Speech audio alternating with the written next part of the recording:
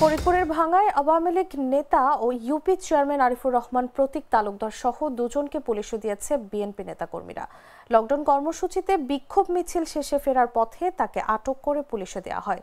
Police ও স্থানীয় BNP সূত্রে জানা গেছে, বৃহস্পতিবার সকালে ভাঙ্গা ও নগরকান্দা উপজেলার সীমান্তবর্তী সুয়োদয় এলাকা ও জয়বাংলা মোড়ে কার্যক্রম নিষিদ্ধ আওয়ামী লীগ ও এর সহযোগী সংগঠনের নেতাকর্মীরা মহাসড়ক অবরোধ করে বিক্ষোভ শুরু করে। সুয়োদয় এলাকায় নেতৃত্ব দেন আওয়ামী লীগ নেতা হান্নান, আর নগরকান্দা অংশে নেতৃত্ব দেন চর দোসরদি ইউনিয়ন পরিষদের সাবেক চেয়ারম্যান প্রতীক তালুকদার। তারা সড়কে টায়ার আগুন জ্বালিয়ে ও দেশীয় অস্ত্রশস্ত্র প্রদর্শন করে অন্তর্বর্তী সরকারের বিরুদ্ধে স্লোগান দেন।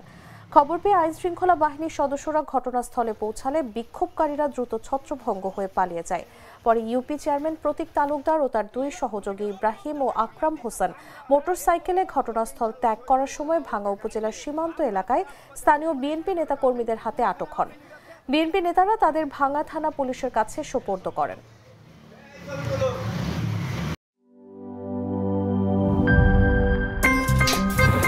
আমার একটা স্মার্ট সিদ্ধান্তে 25% গ্যাসের খরচ কমেছে। ভাবছেন কিভাবে?